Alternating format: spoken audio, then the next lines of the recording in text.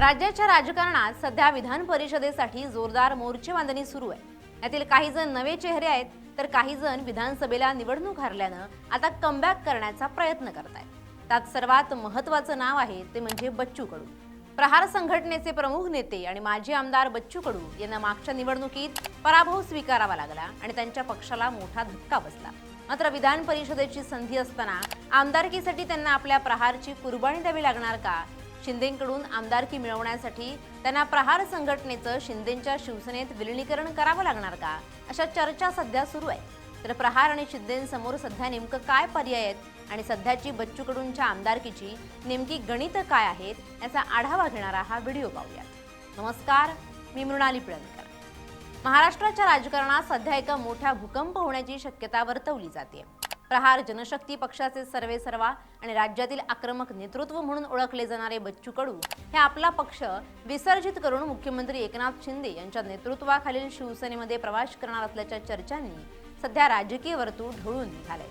या संभाव्य विलीनीकरणामागे प्रामुख्याने बच्चू कडू यांचे राजकीय पुनर्वसन आणि त्यांना विधान परिषदेवर आमदार म्हणून पाठवण्याची उपमुख्यमंत्री शिंदे यांची खेळी असल्याचं मानलं जाते।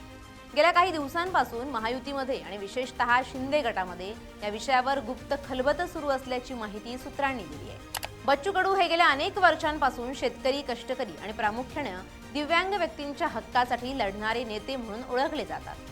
प्रहार जनशक्ती पक्षाच्या माध्यमातून त्यांनी विदर्भात आणि राज्याच्या इतर भागात आपलं स्वतंत्र अस्तित्व निर्माण केले। मात्र महायुती सरकारमध्ये सहभागी असतानाही अनेकदा त्यांनी सरकार विरोधात आक्रमक भूमिका घेतली होती। विशेषतः अमरावतीमधील स्थानिक राजकारण आणि नवनीत राणा यांच्याशी असलेला वाद यामुळे बच्चू कडू आणि भाजपमध्ये काही प्रमाणात दुरावा निर्माण झाला होता। अशा स्थितीत बच्चू कडू यांना विधान परिषदेची आमदारकी देऊन त्यांचं राजकीय पुनर्वसन करण्याचे प्रयत्न उपमुख्यमंत्री एकनाथ शिंदे यांनी सुरू केले। मात्र ही आमदारकी मिळवण्यासाठी शिवसेनेनं बच्चू कडू यांच्यासमोर एक अत्यंत कठीण अट ठेवल्याचं समजतं। सूत्रांच्या माहितीनुसार जर बच्चू कडू यांना शिवसेनेच्या कोट्यातून आमदार व्हायचं असेल तर त्यांना त्यांचा प्रहार पक्ष अधिकृतपणे शिवसेनेमध्ये विलीन करावा लागेल। या अटीमागे शिवसेनेचा एक मोठा राजकीय उद्देश आहे। बच्चू कडूंसारखा आक्रमक नेता आणि त्यांची राज्यभरातील कार्यकर्त्यांची फळी जर थेट शिवसेनेचा भाग झाली, त्यामुळे आगामी विधानसभा निवडणुकीत शिवसेनेची ताकद लक्षणीयरित्या वाढू शकते। विशेषतः पश्चिम विदर्भ आणि ग्रामीण भागात शिवसेनेला यामुळे मोठं बळ मिळण्याची शक्यता आहे। दुसरीकडे शिंदे गटातील काही नेत्यांचा बच्चू कडू यांना थेट आमदारकी देण्यास विरोध होता। या नेत्यांचं म्हणणं असं आहे की जर एखाद्या मित्रपक्षाच्या नेत्याला आपल्या कोट्यातून उमेदवारी द्यायची असेल तर तो नेता आपल्याच पक्षाचा अधिकृत सदस्य असणं अधिक सुरक्षित आहे।